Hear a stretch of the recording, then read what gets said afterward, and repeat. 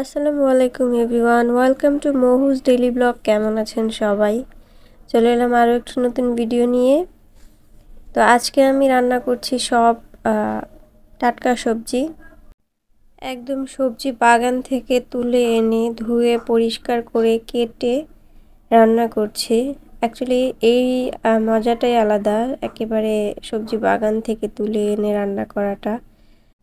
তো এই সবজিগুলো ছিল আমার দেবরের করা, তো একেবারে টাটকা এই নিয়ে এখন রান্না করছি। তো এখানে আমি ছোট ছোট মূলাগুলো রান্না করব, তার জন্য আমি শুটকিগুলোকে ভেজে নিচ্ছিলাম পেঁয়াজের সাথে। পেঁয়াজ, রসুন, কাঁচামরিচ দিয়ে ভেজে ভালো করে তারপর আমি মশলা দিয়ে মূলাটাকে রান্না করে নেব। আর সত্যি কথা বলতে, যেহেতু সবজিগুলোতে কোনো সার ব্যবহার করা হয়নি, সবজিগুলো খেতে যেমন মজা ছিল মাশাআল্লাহ, আর রান্না করতেও খুব বেশি টাইম লাগেনি, খুব অল্প সময়ের মধ্যেই রান্নাটা কমপ্লিট হয়ে গেছিলো। মূলাগুলো খুব নরম ছিল, একেবারে মানে গলে যাবে এমন অবস্থা।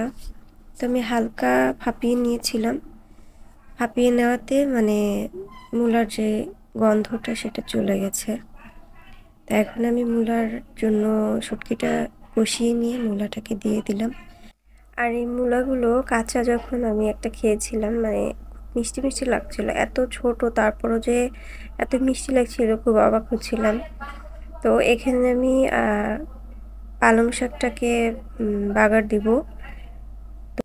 তো দেখেন এখানে টাইগারকে আপনাদের ভাইয়া সামনে মাছ রেখে কিভাবে শাস্তি দিয়ে চলেছে, বলছে যে খাবার না খেলে মাইর দিব।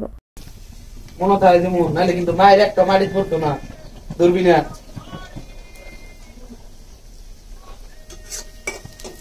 তো দেখেন এখানে আমার বাচ্চাটা লক্ষ্মী ছেলের মতন চুপচাপ বসে আছে। তাকে তার পাপা না করেছে যে মাছটা যেন সে না ধরে, তো সে এমনি বসে আছে চুপ করে।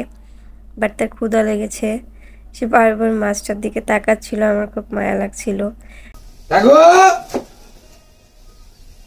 তার মায়ের খাইতে মন চাইছে। সে বারবার চাচ্ছিল যে মাছটা খাবে, বাট তার পাপা বারবার না করছিল, যার কারণে সে বারবার চুপ করে বসেছিল, ধমক দিচ্ছিল। তো আমার কাছে খারাপ লাগছিল, তো আমি আপনাদের ভাইয়াকে বলছিলাম এটা করো না, এটা করলে অনেক সময় ওদের রুহ কষ্ট পায়। তো সে বলছিল এভাবে ধমক দিলে মানে যদি কথা শুনে তাহলে তো ভালো। এমনিতেও আমাদের টাইগার কখনোই খাবার নিজে থেকে নিয়ে খাবে না যতক্ষণ আপনি না করবেন। আপনি যখন বলবেন খাও তখন সে খাবে। সে অন্য সব বিড়ালদের মতন চুরি করে খাওয়া এইসব অভ্যাস তার নাই। তাকে দিলে তারপর সে খাবে। তো আমরা যখন খেতে বসি তখন সে চুপ করে সামনে বসে থাকে, সে কখনো বিরক্ত করে না। আমরা দিলে তখনই সে খায়।